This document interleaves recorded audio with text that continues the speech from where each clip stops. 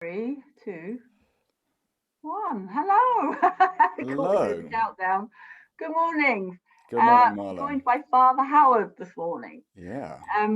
Yeah, lovely to meet you. And we were just chatting about your official title.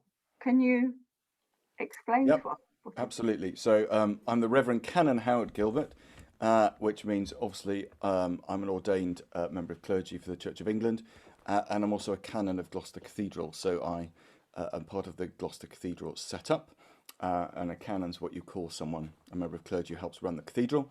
But my day job, if you like, my everyday job is I'm rector here in Minchinhampton in the Stroud Valleys. Wonderful. And you were just telling me about Minchin, the whole Yeah, so origin of that? it's a really funny name of a town here, and funny it's a town really because not many people live here, but we back in William the Conqueror's day in the 11th century, our town was given to his sister, whose name escapes me at the moment, but she was a nun in France, and the traditional name for a nun in French is Minch, and so we were Minchinhampton, nun in Hampton, because it was Hampton before she came along, and hence we have a rather funny name. And the people who've lived here for years all call it Hampton, whereas all the new people who've moved in call it Minch. And so by what you call it, you can tell how long someone's lived here. Funny world we live in. Isn't it? Yeah. Hmm. Oh, lovely. So, and how long have you been in residence there? I've been here for 2 years, which was a year of crazy getting to meet people, getting to know the lie of the land, and then a year of lockdown, where Oh, obviously things went a bit crazy. And I was so glad I've been here for a year at that point. I have colleagues who had just arrived a month or two before, and who knew nobody before we were all told to stay at home, which was very difficult for them. So it's been okay. Yeah. right. Wow. Oh, well done. Wow. Um, so, um, yeah, I've got quite a few questions to ask Sure. you, and it's great because I put it out to the group. So Mm. we've got a nice selection of questions this morning. Yeah, it's just so refreshing to be able to talk to you. Um, yeah, and just really open up this topic. So, yeah, just so openly, because when I was growing up, I was part of the Catholic tradition. Yeah. And yeah, I mean, I have actually interviewed a Catholic priest, and it seems it's changed a lot since I was a child. Oh, I But think it has. Yeah. I wouldn't have dared ask the priest anything about this before. Yeah. So yeah, so it's amazing that. Yeah, thank you for yeah being open to talking to me about it. You're So welcome. Important subject. yes, great, fantastic. Yeah, and I think we met on a death cafe before, didn't Yes, we? we did. I've joined you for one of your Death Cafe meetings. Very Yeah, interesting. Mm. fantastic. Right, so yeah, lockdown. How's that been in terms of yeah funerals? Um, Lockdown has obviously been a very difficult time for lots of us, and for me, things have worked quite well. Partly because I have um, a family who's a good age for being locked down at home with mummy and daddy, and it's been a great work opportunity to reflect on what's important for the community and rethink about what we are doing. And it's been a real trial for people stuck at home, obviously, and the church has been a real landline in many ways, both for people who are stuck at home and not members of the congregation, but also members of our own congregation who have I written to every week. Our my own congregation has been a real pastoral opportunity, and for the people who are not part of my congregation, we tried to care for those who are vulnerable and set up a response group. And so the church has been reaching out in new and really good ways. And it's been a real opportunity. Funerals has been quite difficult. And one of the difficulties is the rules have been changing continuously. And so I speak to people who say, I have no idea what we're allowed to do. The funeral directors think it's this, but they tell us to check with you because you'd know what we can do in your church. And so it's been quite tricky, and people working out how it's going to work given the restriction on numbers. So for a while it was just 15 people, and then it was 30 people, and people saying, instead of having the traditional church funeral, actually we'll go straight to the crematorium, we'll have a little service, and then when we're allowed to, we'll have a big celebration in church. Quite a lot of that. Equally, people saying we'll have the best service we can in church, but actually let's not go to the crematorium, the funeral director, to just do that bit. Save us travelling, it'll be safer. And so it's all changed really. Yeah, I bet. And we have done a number of COVID related funerals, and for the first sort of 6 months of our lockdown periods, we buried a lot of people very quickly. Um, Oh, and the funeral directors were working flat out, and we had a continual stream. Normally, I'd get one come in at a time. I would have no more than one a week, probably, sometimes one a month. But I had three a week come in, and I found that quite stressful because I like to give a family my full and complete attention. But you turn up at the funeral and think, now which family was this, and did I agree that with this family or that family? And you got it, and it has to be right. So it's been quite stressful. yeah. Um, uh, and um, uh, and it's been then interesting as lockdowns progressed to find that, if you like, we've caught up with ourselves, and it did seem like lots of the people who were dying early because of COVID were only dying 6 to 12 months before when they might have died, and Right. so now we have very few funerals coming in, and it seems like they died 6 months ago, the people we would normally expect to be burying now. So we had a huge flurry of 6 to 9 months of funerals, and now it's a lot quieter. Um, yeah. Oh, And of course, at a time when you are working at the edge of what you can cope with emotionally and spiritually, and to a degree mentally, while you're processing all the legal paperwork for people dying, um, to do that in quite a stressful time, and when you can't just chat to all your friends in the same way as normal, has been really difficult for people. mm. Oh, understandably so. Mm. Wow. Yeah. I mean, um, like the COVID aside, like would people normally kind of come to you like in advance and say, if they wanted to kind of speak about their service, their funeral service, like Sometimes. obviously before Yeah, yeah, before yeah. they died? So yeah, last couple of years I've spoken in advance to probably three or four families about what will happen next. Some of which is people saying, "Well, I'm terminally ill or inoperable, um, and we need to plan for this." And some of which are just saying, "Actually, this is, I'd like to get this straight Yeah. and talk you through it because maybe because they want something a bit unusual or whatever." And some people just want to um, know that when they go, they won't leave stress behind. Mm. I was, funny enough, I was watching a car program last night, and one of the chaps was selling his classic cars because he knew that he had a terminal illness and he didn't want his wife to have to deal with it after he died. It's very sad, Oh, but he was getting his affairs in order well in advance. yes.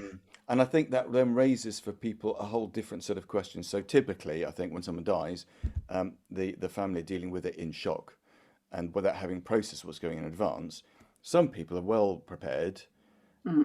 and then that leaves those who are left behind thinking, well, what should I do now? Because people normally are in shock at this point, but I'm not, Yeah. say, and maybe the shock hits them in a different way later or not. And sometimes, because people have been A, preparing this for a long time, for a year or so, but also B, have been preparing for it, not just emotionally but practically, but also, and thirdly, have been looking after someone who's slowly fading away and being in more and more pain, and particularly in some cases, it's been affecting, who they are and their mind. Actually, Mm. there's a certain sense of relief comes with that, and people can feel quite guilty about that. Um, Yeah. and some of that clearly is actually we all grieve how we have to grieve, and nobody does it the same way as anyone else. And we Mm. just have to grieve how you can. Don't try and grieve how you can't. Oh, I like that. That's lovely. Yes, exactly. Yeah. I mean, I remember um, after my mum died, I mean, I was like 20, and it was like, because nothing was spoken about, it was like, I just didn't know how to be. you know, No, no. and And particularly others with think, children, it's really changed how we work with children. And it used to be children, well, we decided our children couldn't cope with it. And we either went and send them off to school, bury granny, and come back and expect the world to be all right for our children. And actually, they need to have the facility to enable their grief yeah, just like an adult.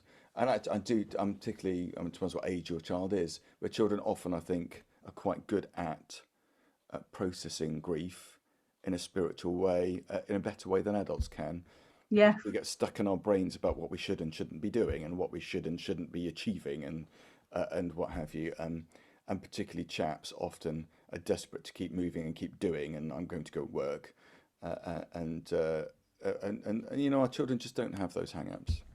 no, I think the only really difficult age I found with that is the kind of late toddler stage before you go to school. Children for whom actually they're really struggling to understand what has gone on, uh, but they do really pick up on the emotions around them and just know that they're surrounded by 100 people who are distraught and yeah, just kind of wail and cry and don't know what to do with it and can't handle it. So that's quite a difficult age. Um, yeah, but by the time you've got to school age, I think actually you're perfectly capable of understanding what's going on, and you're already a spiritual being and can I need to process it. yeah. Um, I Do did you have get one many fa children attending funerals? a lot now. Yeah, yeah, yeah. Much more than we did, and often people will ask my opinion. What do I think? And Right. I always say, by default, bring your children. This is a good reason not to bring them, you know, because they love this person and they need to say goodbye, Yes. just like anyone else. I did have one family came to me and they, how old were their children? Something like 5 and 7, I guess, and they'd Right. not taken them to the funeral of grandma, and their behaviour had completely gone off the rails. Yes. And they came to me and said, "We think we did the wrong thing. What can we do now?" And so we did essentially a little mini funeral just for the children in church, and they came and they shared their memories of grandma, and we said some prayers, and we did a few kind of like liturgical acts just to help process what was going on, which was really helpful for them. Yes. Yeah. Because it's funny, isn't it? Because like, you know, they sit with somebody and then the next minute they're gone and nobody's kind of said where they've gone. And Yeah, so they, yeah, like you say, absolutely. they pick up on they Yeah, pick up on the atmosphere around them. And yeah, oh, that's amazing. I think that's, yeah, it's so good to be open, isn't it, about this? So definitely. Mm. wow. What have I got next to my questions? Yeah, I mean, I think you've covered a few of my questions. I was going to ask, like, you know, how is it for the family when things haven't been put in place? But yeah, you've Mm. just yeah, touched on that, because yeah, it's very stressful, isn't it, for the Yeah. people left behind? So um, yeah, and I've got a question here from Jane. How do you approach helping the families whose loved ones have died by suicide? Suicide, clearly something that doesn't happen that frequently, and it's something which is quite, for a member of clergy, it is very stressful the first time it comes to you, and we all get it in the end. Um, and I think, and families often come with a lot of questions, so having a feel for mental health disorder is really helpful. And to put some, I don't, for some reason, people often come to me when they've been involved with a member of the family who suicided, and they don't understand how and Mm, why and what have you. So it's good to talk through just some of the issues that people have wrestled with, you know, in terms of what medication have and haven't been taking, and how that can affect you, and what have you. So people come very confused and don't quite get it. Um, and so it's helpful to talk through that. Also, it's people still come with some of the baggage of previous generations where we would say someone had committed suicide in the way one commits a criminal offence, because it was a criminal offence, and it was considered that you had legally taken a life. Essentially, you had murdered. Um, wow. and people, you know, if you survived your suicide attempt, you're going to be locked up in jail for trying to take a life, because you know, we thought as a Christian society, it's your life is God given, it's not yours to take away, it's God's. Um, And so, and back then, you weren't allowed to be buried in a Christian churchyard if you'd suicided. And so, there'd often be a churchyard outside the town boundary where people who weren't of the state faith and had suicided or were a witch or whatever would be buried, which is just horrendous if we think about that now. Wow. And we understand a lot more about suicide being more to do with mental health now, really. Yeah. Um, and that, in a sense, it's a product of us not having cared for them as well as we might. Us being the state or the family or society, whoever it is. Mm. And clearly there's lots of guilt often goes on with families, and so we need to talk about actually, it's just one of those sad things, and there's no point in blaming ourselves or anybody else. We just need to, well, say goodbye well, but also, you know, um, in a really funny way, celebrate that they are now at peace. And lots of these people have been um, uh, being torn to pieces by um, anxiety, worry, stress, mental health disorder, and potentially for decades they've been um, in a really dark place. And we just celebrate that actually, we pray they're at peace, and we have special, specific prayers we pray with families and for the deceased when people have suicided. And so a lot of what we do is actually just saying, it's okay. And we Yeah. don't feel guilty about that, and they are not judged for having taken their own life the way we used to. Yeah. And that's a really important thing for people. Um, Oh, thank and of course, you. there's also a lot of trauma involved with, um, well, there's a lot of trauma with burying your own child, which I think is probably the hardest thing you can do in life. But Mm. particularly if you were the one who discovered the body. And so there's this whole trauma involved in the whole event before you start to deal with the shock of someone dying. Well, yeah. Well, I've got a friend that yeah, she committed suicide like 3 years ago. Mm, Um, and she'd made a few attempts, and it was very stressful for everybody mm, involved.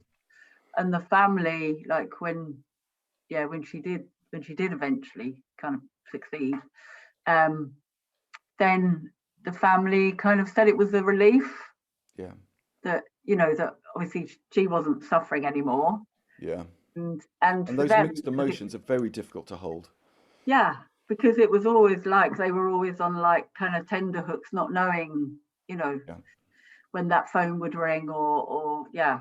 And um working with people with a mental health disorder, and for them living with someone with a mental health disorder, um, is really tough on the carers, if you like, because we and some people more than others have a real desperate need to fix the problem. And actually, mm, you just more often than not, you can't, even if you're a medical professional and you're a psychiatrist and this, that, and the other. Actually, so many of these people you just can't fix it overnight, and it's a very long journey to walk together. And particularly if you can't see a light at the end of the tunnel for them, that's so yeah, so difficult. yeah. I mean, they gave her a brilliant like celebration afterwards. Yeah, Yeah. it was amazing. It was, yeah. So yeah. Oh yeah, it's good to yeah, celebrate everybody's life. So Mm. yeah. What else have we got?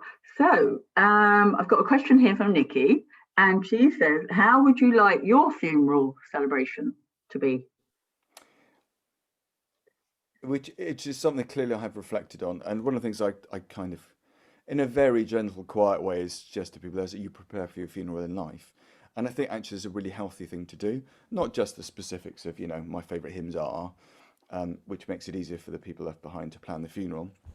Um, it's actually quite healthy to write your own eulogy in a sense, not that you'd expect it to be read out, but to reflect on your life and how you've lived it, and think, actually, is there anything I'd like to change about my life before we get to the eulogy being Exactly.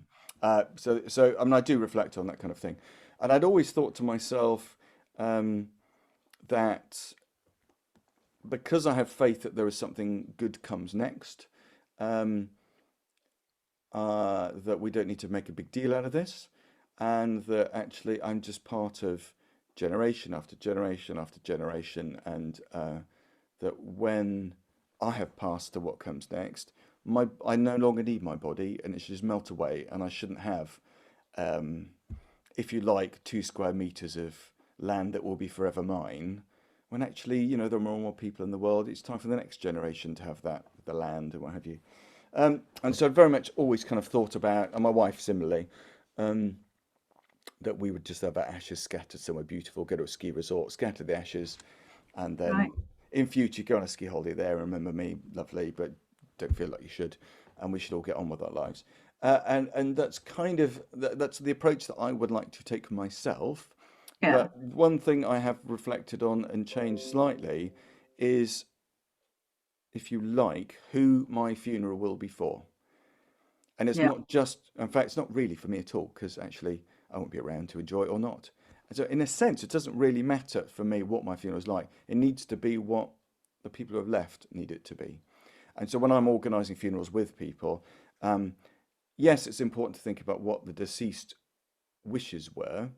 And I did a Mm. funeral very recently where actually they really wanted no fuss, and it was a very short, very simple funeral, very dignified, but they didn't want fuss, so we didn't, we went through it as swiftly as we could. Other people less so. So it is, the wishes of the deceased is important, but it's also for the family, one's spouse and family, and actually what they want, arguably, is more important. And it's them who have to deal with this and come to terms with it, where the deceased doesn't have to. Yeah. And so that funeral has some work to do for the family, and it needs to be appropriate for them. It's also for their friends and for the community, and potentially Mm. they knew that person in a different way. And I don't think that will be a huge tension for me, but it is for some people, where actually um, the person they were was quite different from their family. So if you Yeah. were, I did a funeral for a lady who was um, more than atheist, but she had a Roman Catholic family. So we had to try, well, how can we hold together what the family need religiously and what the deceased would have wanted, who was really hated the Catholic faith she'd grown up in.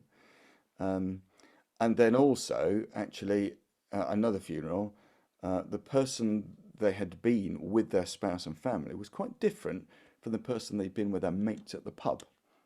Aha. Yeah. And the funeral was for both of them. And the Right. people in the pub wanted to tell rude stories, essentially. And the family wanted to say what a beautiful man they had been. And Yeah. that was really hard to hold together and to say to the family, we need to let, the friends speak, because it is for them as well. Um, Yeah. and try to manage that well, such that it doesn't cause offence to the family. It's a Mm. bit like the best man speech, for all intents, saying, how rude is Exactly. this going to be? Is grandma going to kind of go white at these stories? Same's true of funerals. Yeah.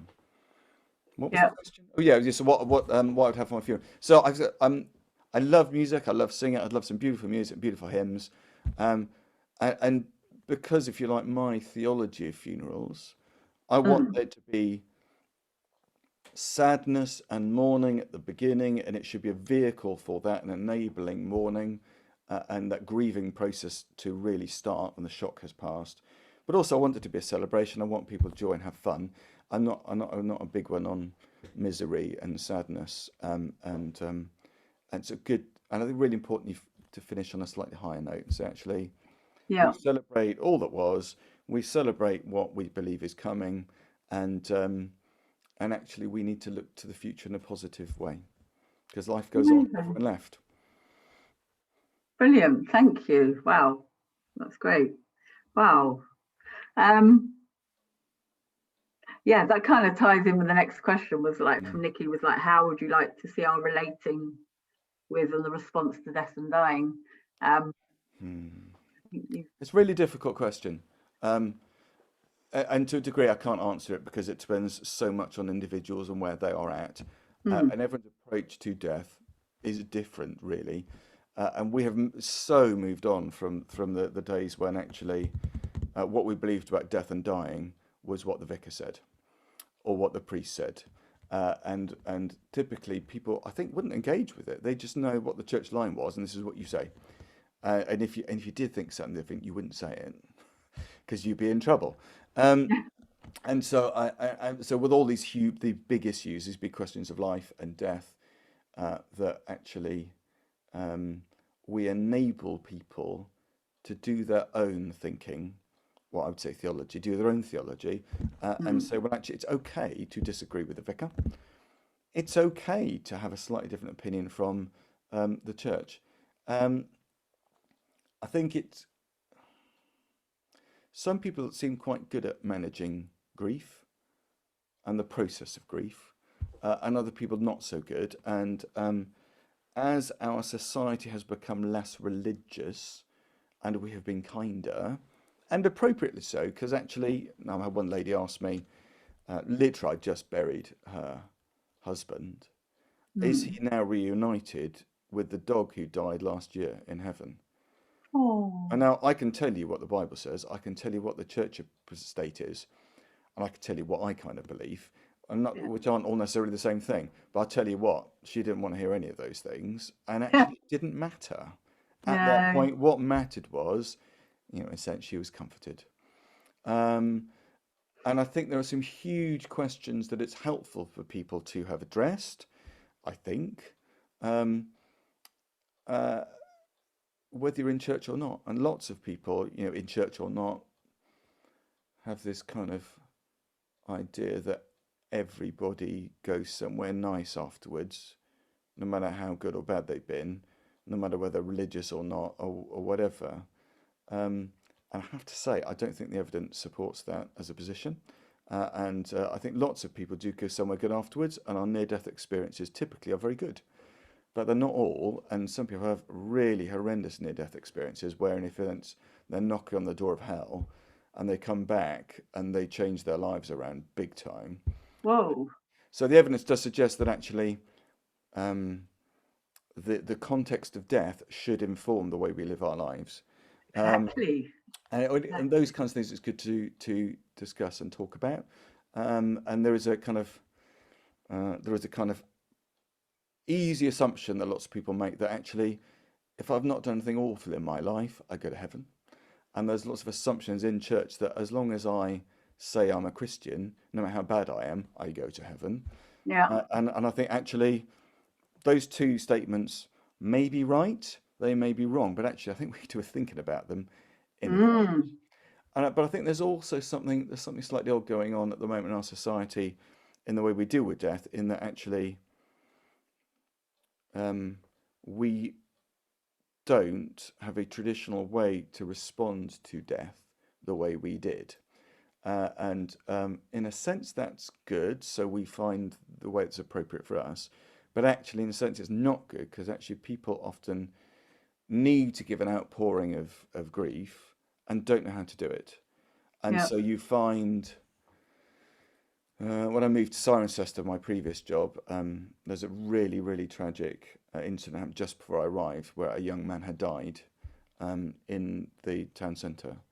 And all of his young friends just kind of, what do you do? I'll go buy some flowers and I'll leave them at the spot he died at.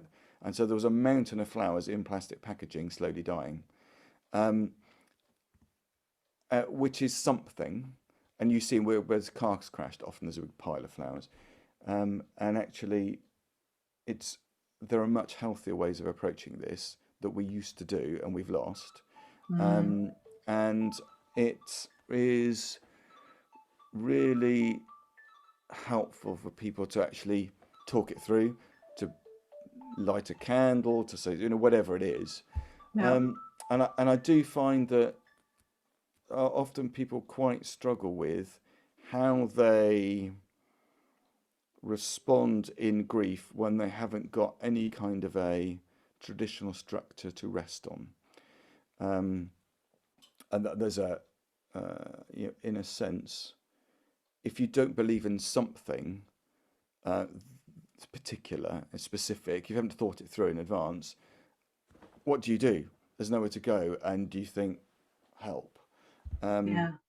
and particularly for young people. Mm. Uh, and we saw something of that when Princess Diana died those years ago now, and people were just desperate to go into the local church and do something.